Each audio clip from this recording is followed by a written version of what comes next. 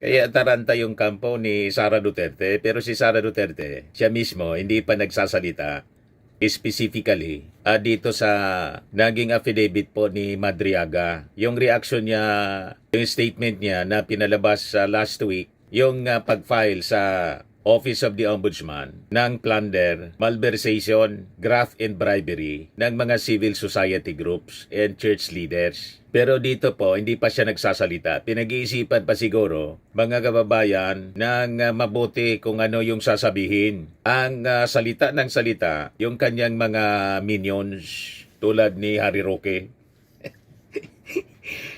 Ayan o. Sige, daldal po ni Harry Roque. Sigurado po ako na hindi naging aid ni BP Sara, si Ramil Madriaga.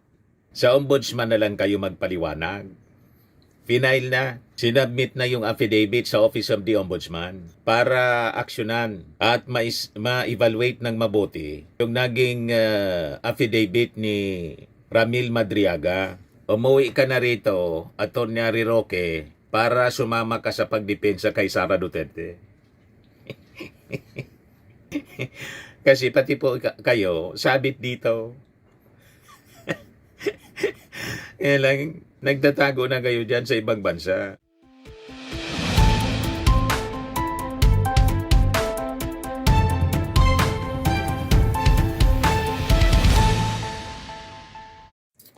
Hello po mga kababayan, si Dante Maravillas.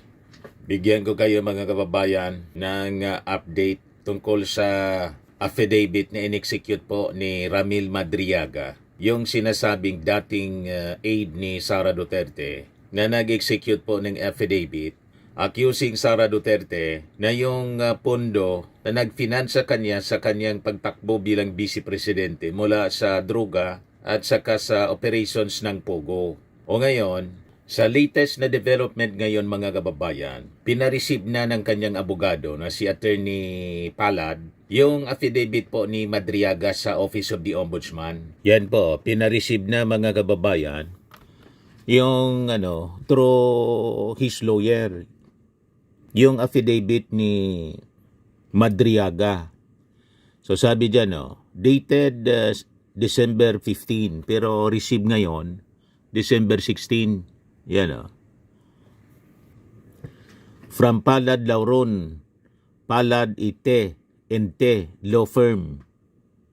Dated December 15, Honorable Jesus Crispin Remulla, Ombudsman. Sabi dyan, mga kababayan, Dear Ombudsman Remulla, we write in your capacity as counsel for Mr. Ramil L. Madriaga, affiant, who respectfully seeks the attention of the Honorable Office of the Ombudsman regarding matters set forth in this notarized affidavit, which we transmit and refer for appropriate action, evaluation in such proceedings as may be warranted under applicable laws, rules, and regulations. Attached hereto is the notarized affidavit of Mr. Ramil L. Madriaga, executed on November 29, 2025, and notarized by Attorney Cynthia Viñas Pastonal, containing the relevant narration of facts and circumstances that upon evaluation by your honorable office may call for administrative, criminal, and or other remedial action within the Ombudsman's constitutional and statutory mandate. In view of the foregoing, we respectfully refer and endorse the attached notarized affidavit to your honorable office for proper disposition in accordance with your established procedures.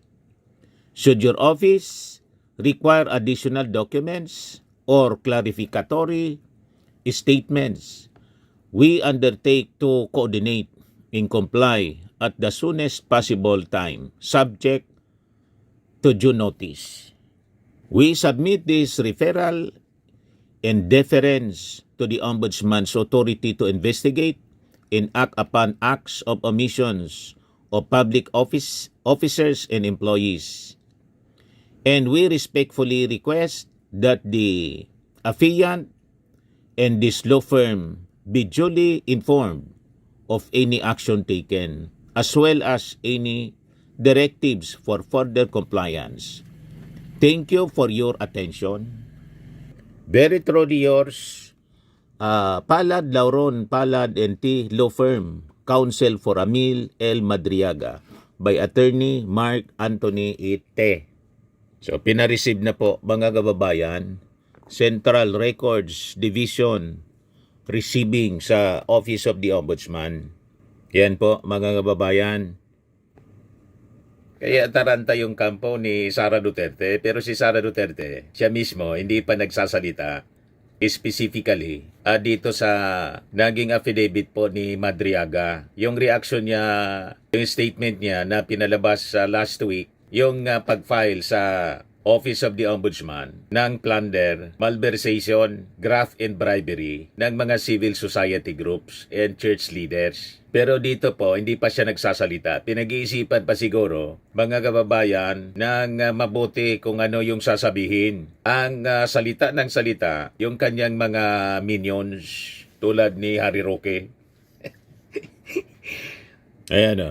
Sige, daldal po ni Harry Roque. Sigurado po ako na hindi naging aid ni BP Sara, si Ramil Madriaga. Sa ombudsman na lang kayo magpaliwanag. Final na, sinubmit na yung affidavit sa Office of the Ombudsman para aksyonan at ma-evaluate ng mabuti yung naging affidavit ni Ramil Madriaga. Umuwi ka na rito, Atty. Harry Roque, para sumama ka sa pagdepensa kay Sara Duterte. Kasi pati po kayo, sabit dito. Kaya lang, nagtatago na kayo dyan sa ibang bansa. And anyway, it is just a matter of time. Pasasaat, matutulad ka rin kay Tebes. Kakalad ka rin pa uwi dito sa Pilipinas. Di ba? Lahat ng mga puganti ngayon, kinakaladkad pabalik dito sa Pilipinas para papanagutin po. At i-observe yung tinatawag na due process. Ganon din dito kay Sara Duterte. Hindi maaari na mga press releases. Kailangan pumarap sa ombudsman. Kasi sinumpa ang salaysay ang sinabmit ni Ramil Madriaga. Ayan si Attorney Raymond Palad. Sabi nga po ni Attorney Raymond Palad, kahit paikot-ikutin mo yung topic nang wala siyang binabasang affidavit, alam na alam niya yung buong kwento. Sabi niya, kaya kong patunayan yan. Kunin mo lang yung phone ko. Hindi naman makukuha basta-basta yung phone kasi nasa custody ng court yan.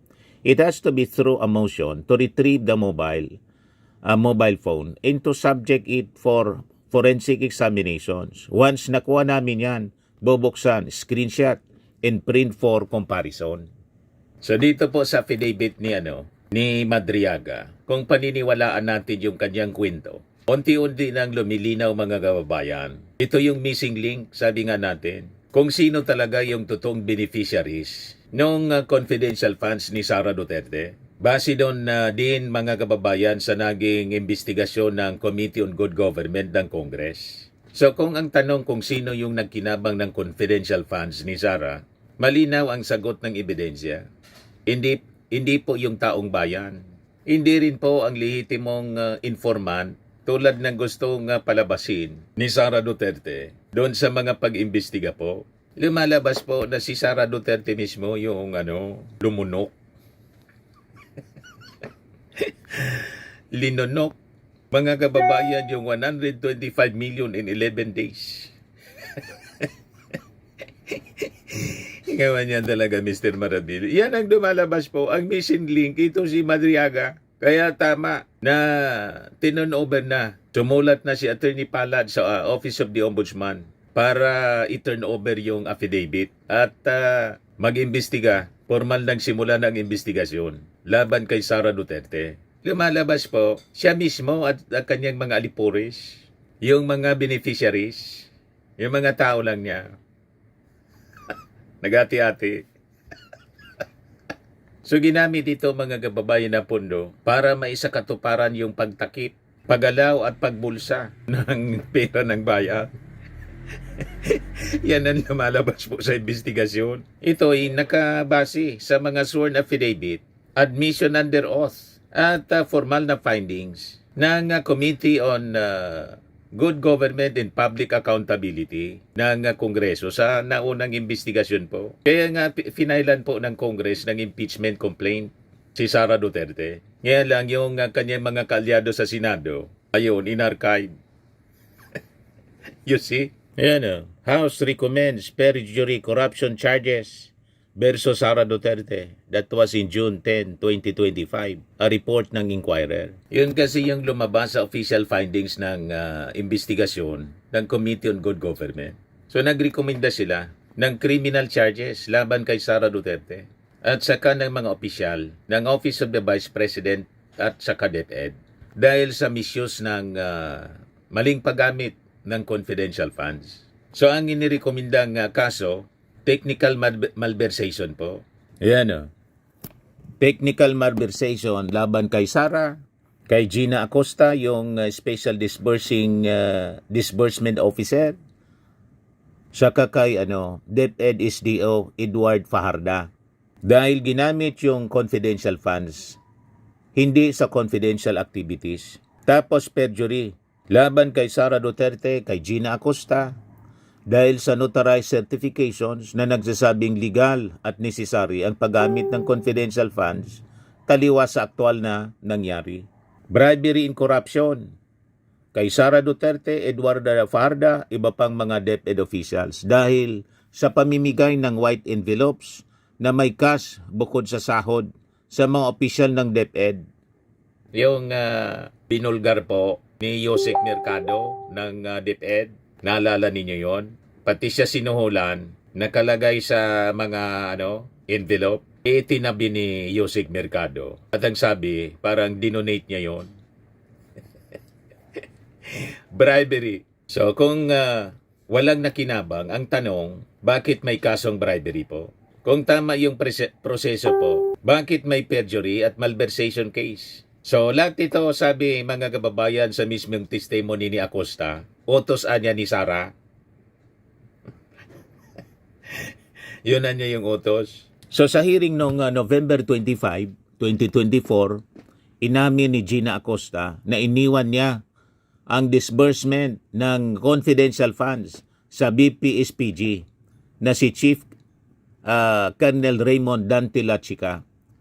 At nang madiin, inamin din niya si Sara Duterte mismo ang nag-utos na ipaubaya ang lahat ng confidential funds transaction kay Lachica. Ito ay admission under oath. Dagdag pa rito, sinabi ni Edward Fajarda na ang nag-disburse ng confidential funds ay isang security officer na itinalaga ni Sara Duterte, si Colonel Dennis Nolasco. Meaning, ang daloy ng pera hindi rogue operation. Ito ay command responsibility. Yan ang malinaw, mga kababayan, sa kwento. O ngayon, sino yung mga beneficiaries? Yan si Zulaika Lopez, yung Chief of Staff. So ayon mga kababayan kay dating DepEd Undersecretary Gloria Humamil Mercado, siya ay pinakiusapan, pinilit ni Lopez na mag-resign. Ito ay matapos tutulan ni Mercado ang mga suwestyon sa bidding na parang mag-usap na lang ang bidders. Isang malinaw na red flag. Yan ang rason mga kababayan para lumambot si Mercado, binibigyan po ng sobre. Tinanong si Mercado ng mga congressmen, bakit niya binibigyan ka ng ganong sobre? Ano niya yung feeling mo nang binibigyan ka? Hindi ko niya binubuksan yung envelope kasi I felt uncomfortable. Alam niya kasi suhol para hindi siya umimik. Ayan yung pagtatanong ni Beatrix Luistro ng Batangas. And you did not open the envelope because you feel so uncomfortable. Do you confirm? Yes. And then recently you made mention na it was only once that I had this case with the ombudsman. Do you confirm? Yes, ma'am. And you also made mention that you wish to protect yourself. Do you confirm? Yes. And the reason, ma'am, is because you believe that that envelope is a bribe. Do you agree with me? Because otherwise, you will not appreciate the job as difficult. You will not uncomfortable opening what you believe is allowance. You will not be thinking about the ombudsman case. You will not be thinking about protecting yourself. The reason why you are considering all terms is because you Malinaw believe na that the suot. envelope is a bribe. Do you, yes or no, ma'am? It's kind of harsh word to use, bribe, because if Or should I say, oh, it is a Mami, means to influence your decision being the hope? it could be. You said yes to that? Malinaw po. Para lumambot You siya. said it could be. Could be. I wish to manifest, Mr. Chair, that on the story, on the narration of the resource speaker about this envelope she received and she refused to open until the same is donated from February 2023 to September 2023 is a means actually to influence the decision of our resource speaker being the one who approved all the decision of the BAC in behalf of the DepEd Secretary. Tama po ba, ma'am?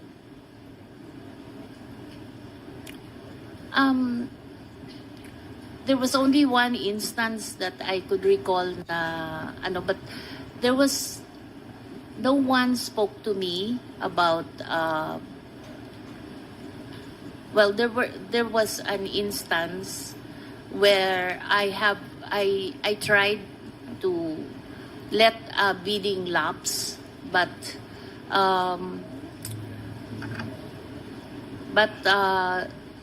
I ended up signing it because there was a protest. I'm not comfortable discussing it. Malinaw po. So whole. You see. So gustong influensyahan mga kababayan yung mga desisyon ni Mercado. So ang tanong, kapag tinanggal mo yung hadlang sa procurement, sinong magkikinabang sa bidding? Malinaw po, hindi gobyerno ang magkikinabang, kundi yung may control sa bidding, ang pondo sa bidding mga kababayan. So ang beneficiary malinaw, si Zulaika sa kapangyarihan at kontrol na critical mga kababayan para maisakatuparan ang mas malawak na maling paggamit ng pondo ng gobyerno. Tama po yung ating mga analysis. Ganon. Kaya may sobre para lumambot yung harang mga kababayan. O ngayon, dito tayo kay Edward Farda at Sunshine Farda. Cash Influence Channel. Ayon sa payag ni Mercado, nakatanggap siya ng white envelopes na may cash mula kay Assistant Secretary Sunshine Farda, asawa ni SDO Edward Farda. Ang pera raw ay galing kay Vice President Duterte. So bakit malaga ito? Si Mercado kasi ang dating head ng DepEd Procuring Division. Meaning, ang cash ay hindi regalo. Ito ay pang-impluensya. Beneficiary ang mag-asawang Farda bilang middleman sa pamimigay ng pera para kontrolin ang procurement at internal decisions. Yan ang malinaw, mga kababayan sa kwento, base sa investigasyon ng Congress mismo. Base sa mga acknowledgement receipts, lumalabas, peke yung mga informants. Di ba ba? Yung mga pangalan, no? Mary Grace Piatos, Kokoy Villamin, na may magkaibang pirma at handwriting sa magkaibang dokumento at iba pa. Yung findings ng ating mga congressmen wala sa PSA database ang mga pangalang ito. Meaning, kung hindi sila totoong tao, sino ang totoong tumanggap ng pera? Malinaw ang sagot po. Sino anya, Mr. Maravillas? Di sila lang naman. Sila yung kumubra. Peke yung mga recipients. So ang kumobra, mga kababayan, lumalabas sila lang, yung may kontrol ng pondo. Tama ba? Comes now itong si Madriaga na biglang nag-execute ng affidavit at ngayon sa latest na balita, yung kanyang abogado, inadmit na po sa ombudsman para maimbestigahan, ma-evaluate. Si Ramil Lagunoy Madriaga ay hindi anonymous source, hindi troll, isa siyang intel operative mula sa EIB, NSE, ISAP, RIPS, PSG Headquarters, 1993 to 2001. Siya ang nag-organize, sabi niya sa kanyang affidavit, ng Duterte support groups noong 2016. Naging counterintelligence agent ng NSC. Naging intel handler at logistics man ni Sara Duterte, sabi niya. Founder daw siya ng National Convenor ng EC Pilipinas na funded umano ni Sara Duterte. Ito yung kanyang mga revelasyon. Nagdala siya ng duffel bags na tig 33 hanggang 35 million pesos na cash. 80 million na cash sa Toyota Vios, iniwan sa SM Mega Mall. Saka yung pinakang matindi, 1 billion cash delivery sa Katarungan Village, cash cars na iniwan sa gated villages. So ano ang niya Mr. Maravillas ang posibleng koneksyon niyan doon sa 125 million? Malamang yun na po other than yung 1 billion. Kasi yung 1 billion mga kababayan, malamang galing yun doon sa sabi, Pogo at Ruga. Kaya importante talaga, mabusisi ng ombudsman. So lahat ito ay mga utos mula kay Colonel Latsika at Colonel Nolasco, sabi ni Madriaga, at may mga pick-up points na konektado umano sa Pogo at drug money. Lahat ito ay nakanotaryo, sworn, subscribe. O ngayon, kung ang tanong sino talaga yung nagkinabang sa confidential funds ni Sara, malinaw po. Hindi guro, hindi taong bayan, hindi mga estudyante, hindi ang seguridad ng bayan na nagkinabang. Ang nagkinabang, malinaw, sila. Di ba po? Si Sara, nagkinabang sa kapangyarihan, control at siyempre, siya may access sa liquid cash. Si Zuleika Lopez, yung kanyang chief of staff, sa control ng bureaucracy at pagtanggal ng hadlang. Yung Fajarda Network, sa impluensya at disbursement. Yung mga security officers niya, sa execution at protection. Yung political at operational allies, sa logistics at cover. So sila po ang malinaw na beneficiaries, hindi po ang mga mamamayang Filipino. Di ba po? Mga kababayan, kaya iwas posit sila sa investigasyon. Ang ginagawa at propaganda at saka outright na pag-dismiss ng mga aligasyon. Wala niyang katotohanan, propaganda lang yan. Black propaganda, paninira. Kasi si Sara tatakbong presidente. Ayaw niya nilang manalo sa 2028 elections. Matagal pa po ang 2028 election at walang pumipigil sa kanya na kumandidato. Yung mga nag-file ng kaso sa kanya sa ombudsman, plunder, malversation, bribery, wala niya kaming kinalaman dyan sa plano niya ang kumandidato. Ang concern namin, yung pundo ng bayan. Kailangang panagutan niya, ipaliwanag niya paano ginamit yung pundo ng bayan. Yan sabi ng mga church leaders and civil society groups. So bakit may impeachment sa kanya? And possibly, i-revive ulit po yung impeachment complaint by February 6 after na mag-lapse yung 1-year bar. Ang sagot malinaw. Dahil po may pattern. Dahil po sa mga testimonies under oath. Dahil po sa mga faking ARs. Dahil sa mga cash deliveries. At madadagdagan pa yung mga affidavits dahil sa paglitaw mga kababayan ng kanyang alleged bagman na si Ramil Madriaga. Kaya 250 na mga congressmen ang pumirma sa impeachment laban sa kanya noon. Hindi dahil po sa politika kundi sa mga ebidensya na patong-patong na nadiscovery po at nagtagpo-tagpo. So ito mga kababayan na issue laban kay Sara Duterte. Hindi lang po ito kwento ng confidential funds. Ito po ay kwento ng kapangyarihang ginawang ATM.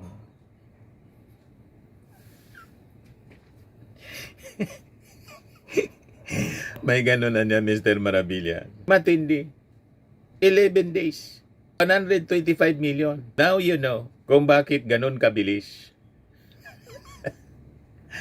Sa in-execute pong affidavit ni Madriaga, doon natin maintindihan kung bakit ganun kabilis. So sa dulo nito mga kababayan, iisa yung malinaw na lumalabas. Ang beneficiary talaga si Sara Duterte. Hindi yung ating mga mamamayang Pilipino. Si Sara at ang kanyang mga kasabuat.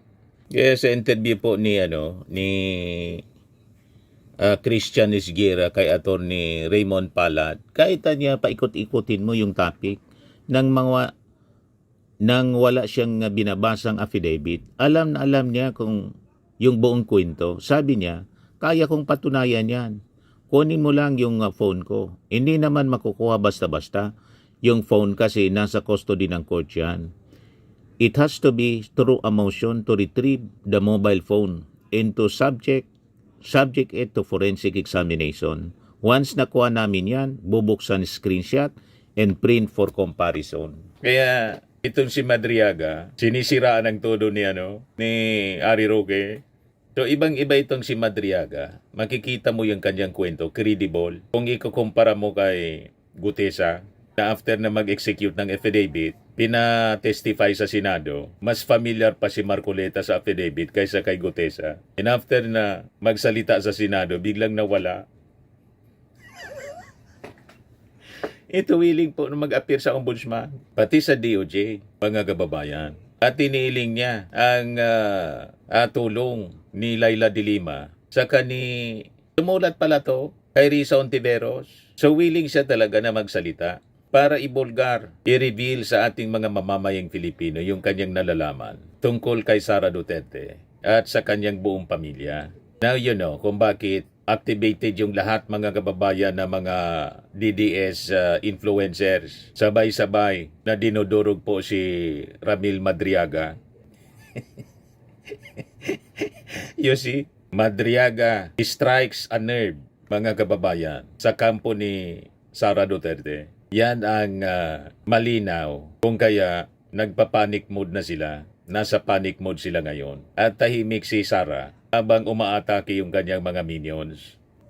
Sa mga naghanap ng malinis and spacious fitness gym, pumunta lang po kayo sa aming Colossal Fitness Gym. We also offer Grab Car Rental with our brand new 2023 model ng Toyota Innova.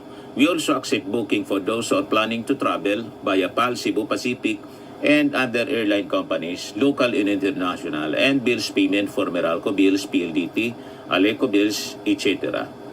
Ang Colossal Fitness Gym is located at 3rd floor Security Bank Building, Landco Business Park, Legazpi City, Albay. For inquiries, look for Chilon Maravillas. Contact number 0966-802-0949. Yan yung aming Innova. Lagi na pong matao sa amin. Pati mga foreigners po, tingnan ninyo. Mga British tourists sila.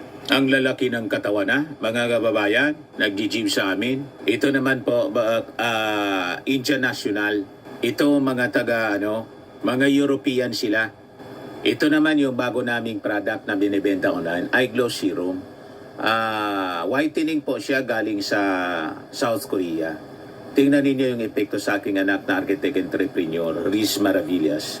For inquiries, look for Riz Maravillas on FB.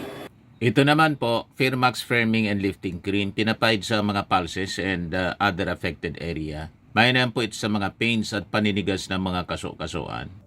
Ito po, Automax Radiant Serum. Sa mukha naman yung application. Anti-aging po siya. You will look 10 years younger than your age. Ito naman po yung bagong product naming binibenta online. I Am Worldwide Amazing Pure Organic Barley Powder Drink Mix from Australia. Mainam po ito sa mga cancer patients tulad nitong si cancer survivor, actress Maritone Fernandez. At for cancer prevention na rin po. For inquiries, dumiretso na lang po kayo sa aking anak na architect entrepreneur, Riz Maravillas. Sa mga mahilig po sa mga imported bags and wallets, dumiretso na lang kayo kay Ma'am Aline Rosales sa Eileen Closet po. Nakabase siya po sa Amerika. Kaya ang kanyang online selling po. Sa mga mahilig po magpa-spa, try nyo po dito sa Pamper City by OMG, your luxury escape, located at Asiana City, Parañaque City, Metro Manila.